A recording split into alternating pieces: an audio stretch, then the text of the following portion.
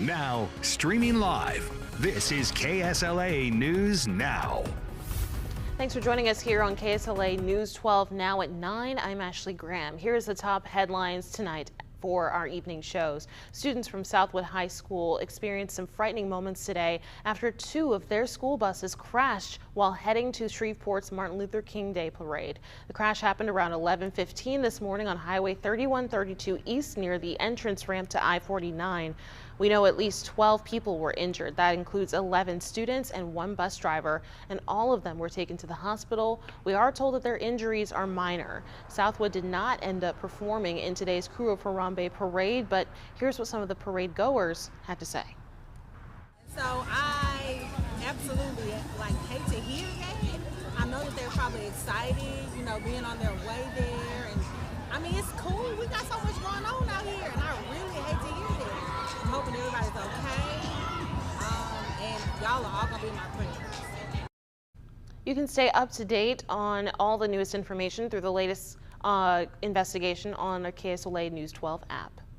And new in our First Alert Crime Tracker tonight, multiple burglars were busted in Bossier City after a string of vehicle break-ins in the area. According to Bossier City Police, brothers Traylon and Keeman Johnson of Bossier are accused of car burglaries at the Villaggio apartments and in other spots around the city. We're told the brothers were also involved in a recent shooting incident in the Swan Lake area. Right now they face multiple charges, including aggravated burglary of a motor vehicle and attempted second-degree murder. And tonight, a 19-year-old man is dead after a shooting at a historic New Orleans restaurant. Police say the victim ran into Dookie Chase's restaurant on Friday. They say another person was pursuing him and shot him inside the establishment's foyer. Police say at least 3 other bystanders were injured. And earlier today, the community gathered in downtown Texarkana to support the annual MLK Day Parade. Now, this was year 10 for the parade, which was in itself a dream by organizer Brandon Huff. And he said over the years, the event continues to grow. This year, Huff said there were about 50 entrants, and today's theme was "We Have Come This Far by Faith." The nonprofit Bridging the Gaps of Arkansas was this year's parade sponsor. We sponsor this because we think and we know that it's a great opportunity for families, for communities to come together and share in unity, provide peace and understanding, and also forgiveness.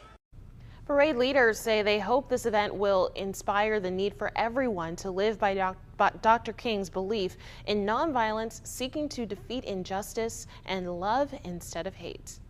In honor of Martin Luther King Jr. Day, the Crew of Harambe hosted their annual Hopes and Dreams Scholarship Breakfast this morning. They were also awarding scholarships to 3 students at the breakfast. Each of them are soon-to-be high school graduates that come from single-parent homes. The event was held at the Petroleum Club in the spirit of Dr. Martin Luther King Jr. to pull together and to also provide for the community. It's cool, it's an opportunity, a good opportunity. Future plans, maybe child development. The Crew of Harambe says you can help support their efforts by contacting them on Facebook or at crewofharambe.net. And new at 9, New Orleans Mayor Moreno announced that she's working with the City Council on a plan to pay the public school board the millions of dollars it owes it. The $20 million the city owes to the board is part of a settlement deal. It came after the city diverted the tax dollars away from the board. The Cantrell administration negotiated the deal but later backed out, claiming the city could not afford it.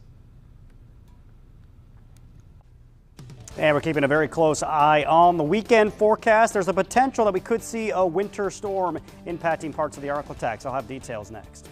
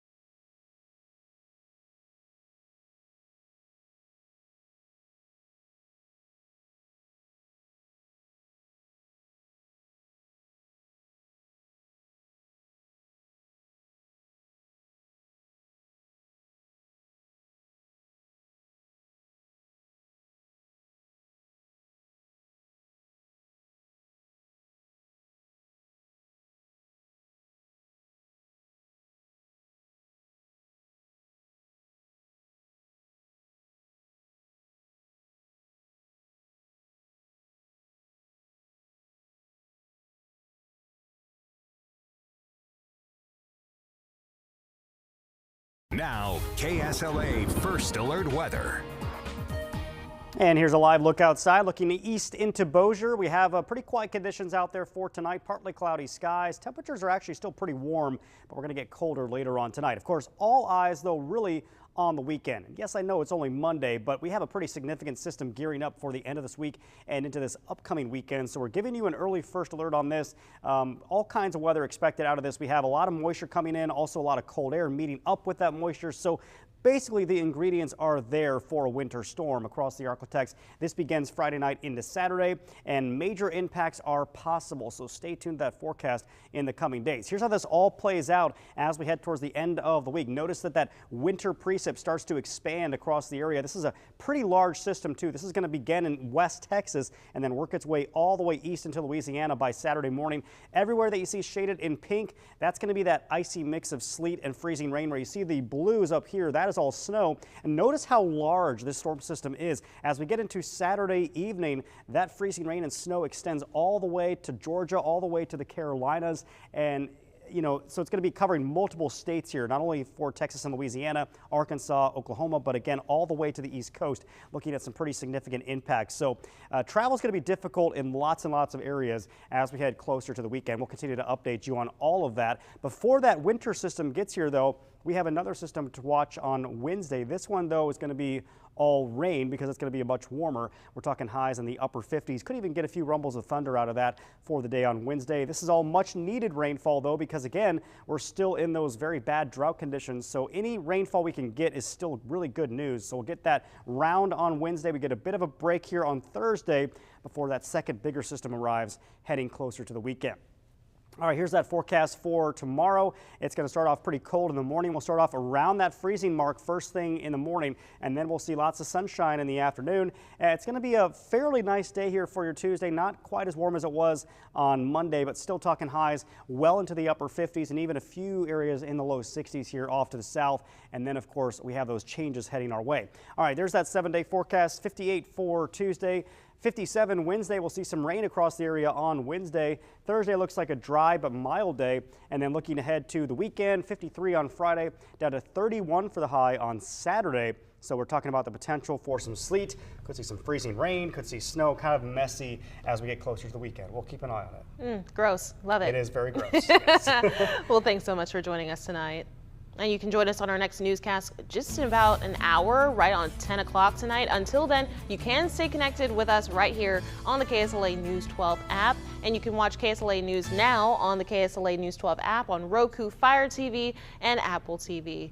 And we will see you again very soon. One last look at traffic on Airline Drive. Things are smooth. We will see you at 10.